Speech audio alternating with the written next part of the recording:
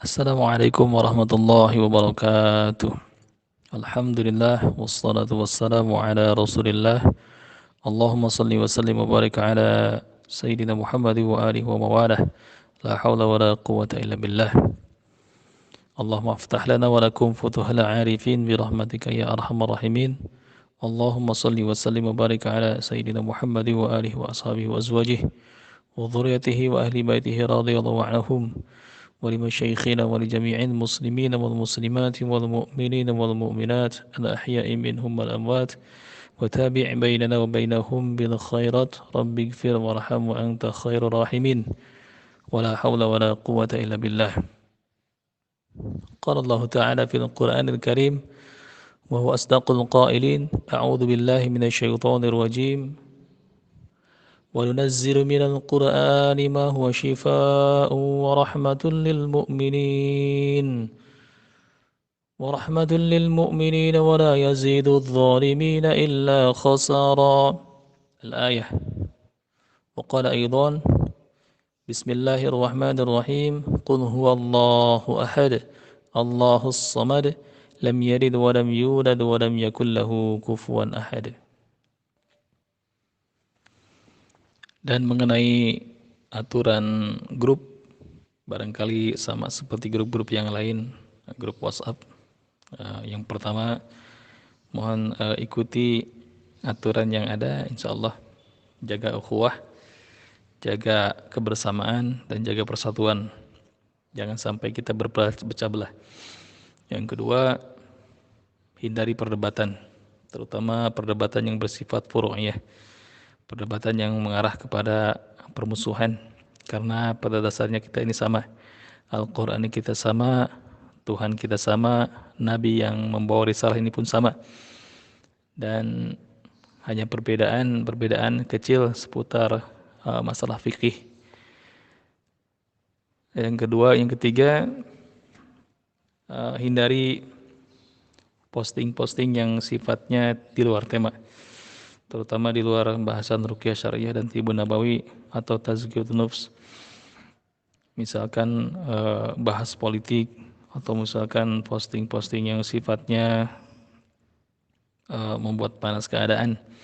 Karena tujuan grup ini murni insya Allah dakwah ilallah, mengajak manusia pada ilal dhulumati minan nur, minadz dhulumati ilan nur, dari kegelapan menuju cahaya, yang mana orang-orang tidak tersibukkan oleh urusan dunia, politik, perdagangan, atau perniagaan, atau muamalah.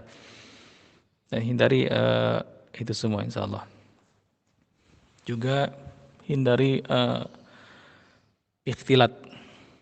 Ikhtilat di sini artian campur baur antara laki-laki dan perempuan dalam suatu percakapan di grup ini. Jadi kalau misalkan ada akun akhwat dengan ikhwan berkomunikasi di grup, mohon diingatkan sahabat-sahabat yang lain supaya kita saling mengingatkan tentang kebaikan dan takwa. Juga hindari postingan-postingan yang kurang bermanfaat. Hindari komentar-komentar yang menyakitkan sesama, dan kalaupun ada protes, silahkan ajukan ke admin dan kita akan tindak lanjuti protes tersebut. Apakah nanti sanksinya dikeluarkan dari grup, atau yang lain sanksinya diberhentikan dulu, diblokir dulu, atau yang lainnya insya Allah. Silahkan. Ikhwah billah, alhamdulillah. Barangkali beberapa di antara kita ada yang bertanya-tanya untuk apa grup ini dibuat. Yang kedua, apa visi dan misi grup ini? Dan yang ketiga, bukankah sudah ada grup-grup yang lain di HP masing-masing? Di tiap pelatihan kita bikin suatu grup. Insya Allah grup ini kita buat mudah-mudahan untuk mempermudah kita semua dalam berdakwah, dalam berbagi ilmu, dalam mempelajari ilmu-ilmu syariat, atau bil khusus ilmu ruqyah syariah. Barangkali ada di antara kita yang benar-benar sibuk dan tidak sempat membaca postingan-postingan dari kita atau dari ikhwan yang lain dan mungkin tidak sempat melihat video atau mungkin membaca lebih lama karena dikarenakan kesibukan dan hal yang lain. Nah, insya Allah grup ini khusus via suara atau by voice melalui pesan suara WhatsApp. Antum semua bisa memutarnya di sela-sela kesibukan dengan menggunakan headset. Juga bisa loudspeaker barangkali antum sambil ngopi, sambil nimang cucu, atau mungkin beres-beres rumah, masak, atau dan yang lainnya. Tanpa kehilangan momen-momen berharga menuntut ilmu, insya Allah. Karena Rasulullah SAW dalam hadis sahih bersabda, "Thalabul ilmi faridatun ala kulli muslimin." Menuntut ilmu itu hukumnya wajib. Sekali lagi, menuntut ilmu hukumnya wajib bagi setiap muslim. Maka karena kewajiban itulah mudah-mudahan gugur kewajiban kita dalam menuntut ilmu, terpenuhilah apa yang disabdakan Nabi SAW tanpa kita melewati waktu-waktu berharga kita untuk membuangnya dengan hal-hal yang tidak bermanfaat, insyaallah. Dan di sini insyaallah kita berbagi tanpa ada niat menggurui, tanpa ada niat mengajari, tapi hanya sekedar berbagi apa yang telah disampaikan oleh guru-guru kami dan ikhwan-ikhwan yang lain dan para praktisi di lapangan. Karena dalam ruqyah syariah ini ada dua dalil yang diambil. Yang pertama dalil tauqifiyah. Yang kedua dalil tajribiyah. Dalil tauqifiyah yang mana Rasulullah SAW dan para sahabat menetapkan dalil tersebut. Dan syariat ini menetapkan sesuai dengan sunnah Nabi, hadis Nabi dan athar para sahabat. Sedangkan dalil tajribiyah adalah hasil dari pengalaman para peruqyah di lapangan, yang mana tidak menyalahi sunnah dan tetap dalam koridor manhaj al-sunnah wal jamaah, insyaallah.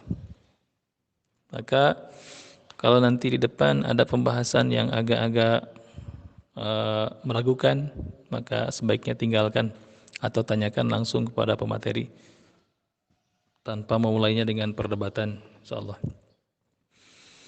Dan barangkali ada dalil yang lebih sahih atau misalkan ada cara atau metode dalam penyembuhan tibun nabawi ini yang lebih sahih, maka ambillah itu dan yakinkan bahwa kita sedang ittiba'us sunnah atau mengikuti sunnah Rasulullah SAW. Karena ada jaminan dari Nabi SAW, "Man ahya sunnati inda fasadil ummati falahu ajru mi'ata syahid." Barang siapa yang menghidup-hidup sunnah kami ketika umat kami sedang rusak, ketika terjadi kerusakan dari segala bidang di umat kami, falahu ajru mi'ata syahid, maka untuknya pahala 100 mati syahid. Insyaallah kita mulai saja kajiannya, dan setelah kajian antum semua bebas berkomentar, menambahkan atau mungkin bertanya beberapa hal-hal yang agak-agak meragukan atau misalkan kurang jelas. Boleh nanti via jalur pribadi langsung ke nomor ana atau ke nomor admin yang lain, terutama akhwat, dan boleh nanti di grupnya langsung di-share. Boleh via tulisan, boleh via suara. Dan kalaulah kami mampu menjawabnya, akan kami jawab, dan kalau tidak mampu, mungkin akan ditunda dan kami cari sumbernya dulu, jawabannya ke guru-guru kami. Insyaallah. Barakallah.